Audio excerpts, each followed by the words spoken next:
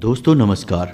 वृश्चिक राशि वाले मेरे मित्रों, आज के ज्योतिष के इस बेहद ही खास और आपके जीवन से जुड़े हुए कार्यक्रम में आपका बहुत बहुत स्वागत है, हृदय से अभिनंदन है। दोस्तों, आज के इस वीडियो में आपके जीवन के बारे में और आपके खुद के व्यक्तित्व के बारे में कुछ ऐसी गुप्त बातें बताई जाएंगी जिन बातों को आपको अपने आप तक ही रखना है, किसी को बताना नहीं है, अन्यथा आपका बहुत भारी नुकसान हो सकता है। आज के इस वीडियो में हम एक ऐसे इंसान के बारे में बातें करने जा रहे हैं जो आपको अपनी आंखों का कांटा समझता है। आपके जीवन की हर एक खुशहाली, अच्छाई और बुराई सब कुछ उसकी नज़र में है और वह आपको कभी भी खुश देखना नहीं चाहता है। और यह कोई अजनबी इंसान नहीं है, आपके अपनों में ही छुपा है, आपका अपना है। आज के इस वीडियो में हम इस इंसान के बारे में आपको संपूर्ण जानकारी पूरे विस्तार के साथ देंगे। साथ ही साथ वीडियो के अंत में हम आपको इसका नाम भी बताएंगे। लेकिन बस आपसे एक यही निवेदन है कि इन बातों को गुप्त रखना, अपने तक ही रखना। किसी से इन बातों के बारे में भूल कर भी चर्चा मत कर देना, क्योंकि आप एक ऐसे इंसान हैं जो बातों को गुप्त रख पाने में असफल रहते हैं। जी हाँ दोस्तों, आपके छुपे हुए रहस्य लोगों को पता चल जाते हैं और इसमें आपकी कमी नहीं है। आप दिल के बहुत अच्छे हैं, भावुक इंसान हैं। आप भावनाओं में बहकर अपने दिल के राज भी लोगों को बता देते हैं।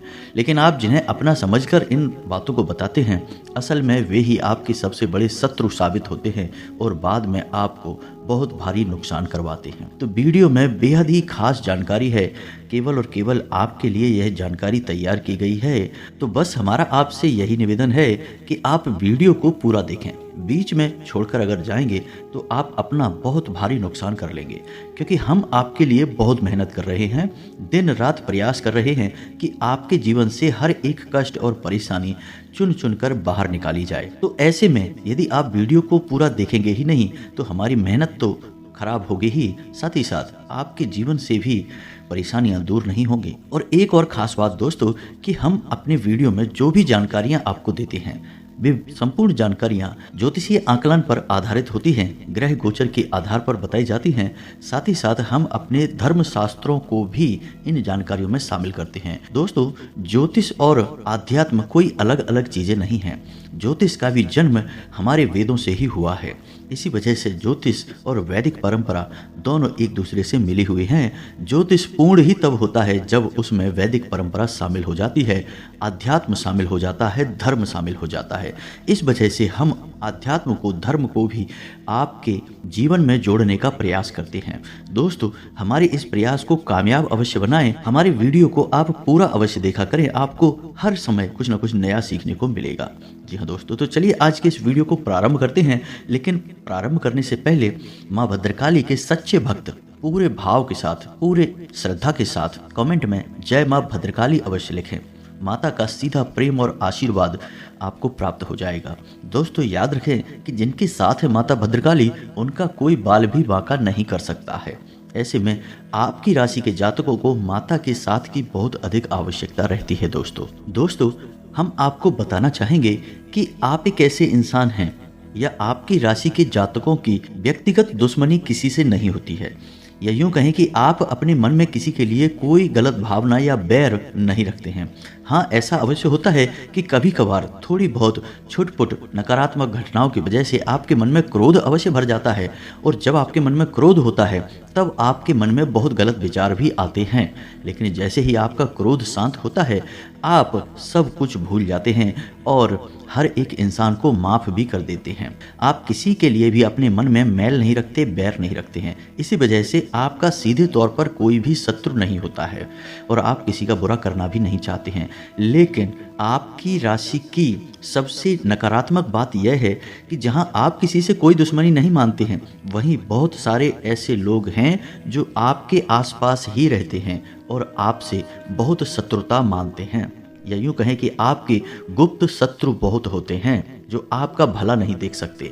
आपके जीवन में जैसे ही खुशियां आती हैं, इन लोगों से देखा नहीं जाता है और आपको नीचे गिराने का, आपको परेशान करने का फिर हर एक प्रयास ये लोग करने लगते हैं। तो ऐसे में हम आपसे बस इतना कहना चाहेंगे दोस्तों कि आप भी अब थोड़े से चतुर बन जाइए। जी हाँ दोस्तों, रिश्ते नातों में चतुराई बहुत आवश्यक है आपके लिए। क्योंकि आप यदि ऐसा नहीं करेंगे तो लोग आपके साथ चतुराई से चालें चलते रहेंगे और आपको फंसाते रहेंगे। जो गलती आपने की ही नहीं है उस गलती का भी दोषारोपण आपके ऊपर लगा दिया जाएगा। आप जिसके लिए अच्छा करने की कोशिश करेंगे बदले में आपको बुराइयां मिल जाएंगी। आपको ऐसी ऐसी बातें सुनने को मिलेंगी जिनकी आपने उम्मीद नहीं की थी और ऐसे लोगों से सुनने को मिलेंगी जिनके बारे में आपने कभी कल्पना भी नहीं की थी। आपके साथ एक अजीब बात यह होती है दोस्तों कि आप लोग जिससे दिल से रिश्ता निभाते हैं वह कुछ समय तक आपके साथ बड़े ही प्रेम के साथ रिश्ता निभाता है, लेकिन अचानक कुछ ऐसा हो जाता है कि वह आपका शत्रु बन जाता है, आपसे बात भी नहीं करना चाहता है। हालांकि आपके मन में ऐसा कुछ भी विचार नहीं होता है, तो फिर आपको आश्चर्य होता है कि यह इंसान रातों रात कैसे बदल गया। और इन सब बातों को आप समझ नहीं पाते हैं क्योंकि आपके पास वह बुद्धिक या विवेक नहीं है जिसे हम कहते हैं षड्यंत्रकारी बौद्धिक बल, जो आपके पास नहीं है। आप हर एक बात को सीधे सीधे तौर पर समझते हैं और सीधे सीधे तौर पर ही कार्य करते हैं, लेकिन यह दुनिया इस तरह नहीं चलती है। यहाँ कई तरह से लोग षड्यंत्र करते हैं, चालें चलते हैं और अपने मतलब सीधे करते रहते हैं। जब आपसे लोगों का मतलब सीधा हो जाता है तो फिर अचानक से लोग बदल जाते हैं। तो आपको इन सब बातों में बहुत दुख होता है और आपका समय और ऊर्जा भी खराब होती है। तो हमारा प्रयास दोस्तों बस इतना है कि आप ऐसे लोगों से सतर्क हो जाएं और आप अपनी भावनाओं को, अपने समय और अपनी ऊर्जाओं को बचा कर रखें ताकि आप अपने काम पर ध्यान दे सकें, आपका मन विचलित ना हो, मन खराब ना हो और आपकी उन्नति हो, आपकी तरक्की के रास्ते खुलें। आप अपने जीवन में विचार करके देखिए, हमारे कहने से पीछे मुड़कर देखिए। आपको जब जब धन की हानि हुई है, आपको जब जब भावनात्मक ठेस लगी है, तब तब कोई आपका अपना ही इसका जिम्मेदार था। जिस पर आप बहुत भरोसा करते थे, विश्वास करते थे, उसी ने ही आपको सबसे बड़ी चोट दी है, सबसे ज़्यादा घायल किया है। हालांकि आप ऐसी बातों को ज़्यादा अपने दिमाग में लेकर आना नहीं चाहते हैं और आप जीवन में आगे बढ़ जाते हैं, लेकिन बार बार ऐसी घटनाएं आपके जीवन में होती रहती हैं। आज नहीं तो कल फिर से आपके साथ यही होगा, धोखा होगा। तो आपको अब सतर्क बन जाना है। हम आपको जो बताने जा रहे हैं उन बातों को आपको गंभीरता से समझना है और अपने जीवन में उतार लेना है। फिर देखते हैं कि आपका कोई कुछ भी बिगाड़ नहीं पाएगा। हम इस बात का वादा करते हैं आपसे। तो अब अपने मुख्य बिंदु को प्रारंभ करते हैं। दोस्तों आपको बता दें कि इस संसार की कड़वी सच्चाई यही है कि यहाँ कोई भी अपना नहीं होता है। लोग किसी न किसी रूप में अपने मतलब सिद्ध करने के लिए एक दूसरे से जुड़े रहते हैं और इस बात का प्रमाण हमारे शास्त्रों में रामायण में मिलता है। जब महर्षि वाल्मीकि एक डाकू हुआ करते थे, लोगों को जान से मारा करते थे, लूट लिया करते थे और यही उनकी रोजी रोटी थी, धन उपार्जन किया करते थे। तो ऐसे ही अचानक एक बार उन्हें सप्त ऋषियों से मिलना हुआ। उन्होंने उन ऋषियों को घेर लिया और उन्हें भी लूटने की कोशिश की, लेकिन वे तो तपस्वी थे। उन्होंने महर्षि वाल्मीकि से कहा, जो कि उस समय एक डाकू हुआ करते थे, कि यह तुम इतना बुरा काम क्यों कर रहे हो, लूटपाट क्यों करते हो, इतना पाप कर्म क्यों कर रहे हो। तो उन्होंने कहा कि यह सब मैं अपने परिवार को चलाने के लिए करता हूँ, यह धन जो मैं कमाता हूँ लूटपाट से ही सही, इससे मेरा परिवार पलता है। तो उन्होंने कहा कि जाइए अपने घर पे और जिनके लिए तुम यह काम कर रहे हो उनसे यह पूछ कर देखना कि क्या वो तुम्हारे पाप कर्म में शामिल होंगे। तो यही हुआ। कहानी का अंत आपको अच्छी तरह से पता है दोस्तों। कोई भी उनके पाप कर्म में शामिल नहीं हुआ, सबने ना बोल दिया और होता भी नहीं है दोस्तों। तो इससे यह साबित होता है दोस्तों कि इस संसार में जो रिश्ते नाते होते हैं वे निभाने के लिए होते हैं, उनमें डूब जाने के लिए नहीं होते हैं, उनसे हद से ज़्यादा जुड़ जाने के लिए नहीं होते हैं। और हम आपको यह क्यों समझा रहे हैं दोस्तों, क्योंकि हम जानते हैं कि आप एक भावुक इंसान हैं, आपका हृदय बहुत कोमल है, आप जिससे भी जुड़ते हैं बहुत नज़दीकी से जुड़ जाते हैं, बहुत अधिक प्रेम करने लगते हैं और फिर आपको चोट मिलती है, ठोकर मिलती है और आपका मन दुखी हो जाता है।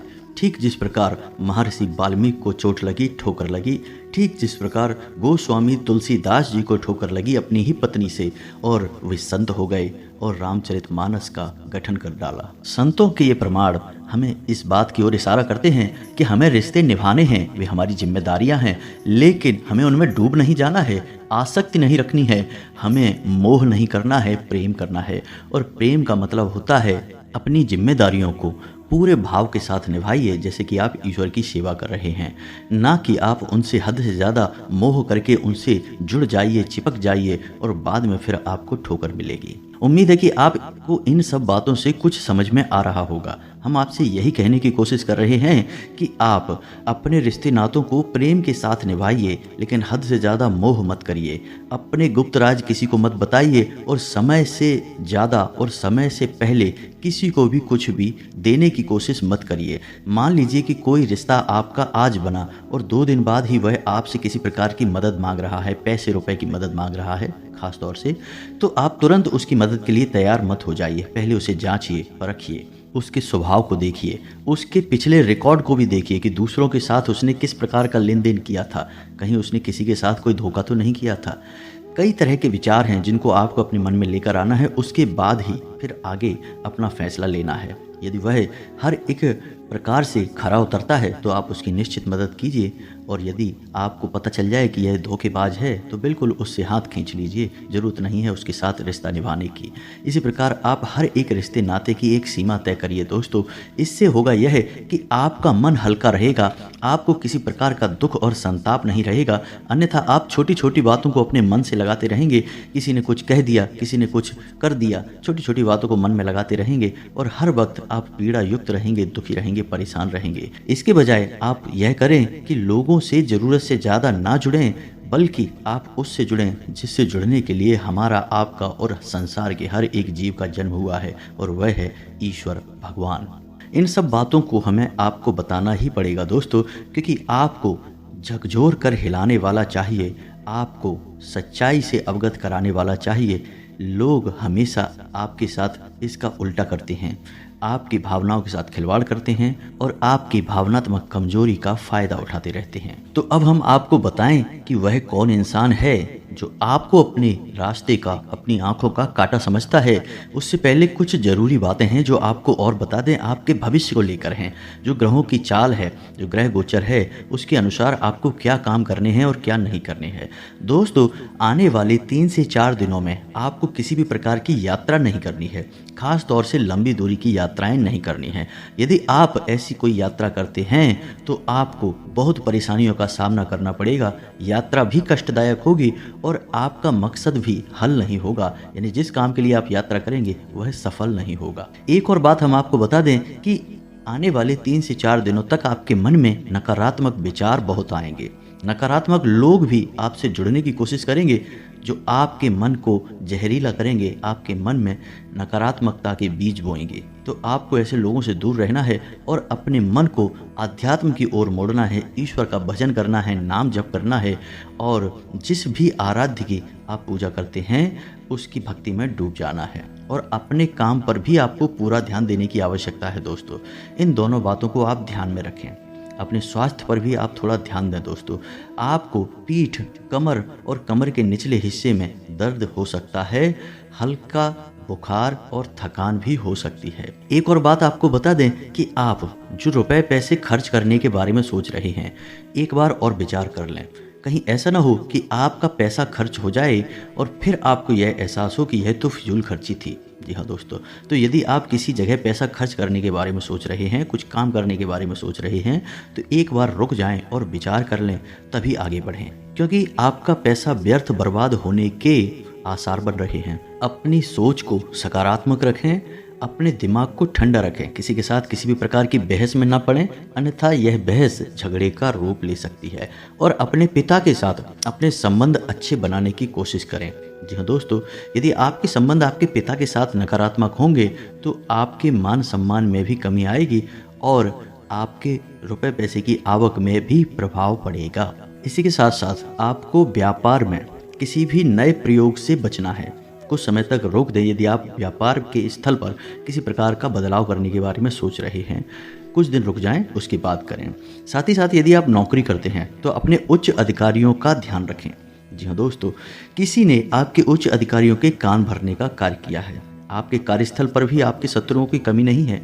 जो आपके सहयोगी हैं, सहकर्मी हैं, वे ही आपके खिलाफ आपके उच्च अधिकारियों के कान भरते हैं, क्योंकि आपकी कार्यशैली बहुत अच्छी है और आपकी कार्यशैली से आपके उच्च अधिकारी प्रसन्न रहते हैं, लेकिन आपके जो सहकर्मी हैं उन्हें यह पसंद नहीं आता है। इस वजह से आपको परेशान करने की कोशिशें करते रहते हैं। कई बार पहले भी ऐसा किया है, आगे भी होने वाला है। एक और ख़ास बात आपको बताएंगे कि आप अपनी दिनचर्या को और अपनी खान पान की आदतों को अनुशासित रखने की कोशिश करें।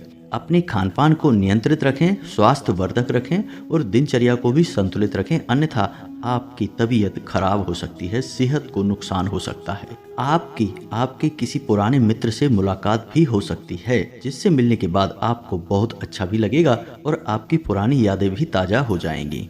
लेकिन इन सब के बावजूद दोस्तों, आपको अपने उस मित्र से उतना अपनापन महसूस होगा नहीं जितना आपको पहले हुआ करता था। साथ ही साथ हम आपको बता दें कि आपको मानसिक तनाव की स्थिति उत्पन्न हो सकती है, और ऐसा इसलिए भी हो सकता है क्योंकि आपने कई सारे कार्य एक साथ हाथ में ले लिए हैं और उन्हें कर पाने में आपको खींचतान का एहसास हो रहा है। इसी वजह से आप मानसिक तनाव और दबाव की स्थिति महसूस करेंगे। साथ ही साथ आपका कोई अपना जिससे आप बहुत प्रेम करते हैं, वह आपसे कुछ एक ऐसी बात बोलेगा जो आपको बहुत अधिक बुरी लगेगी।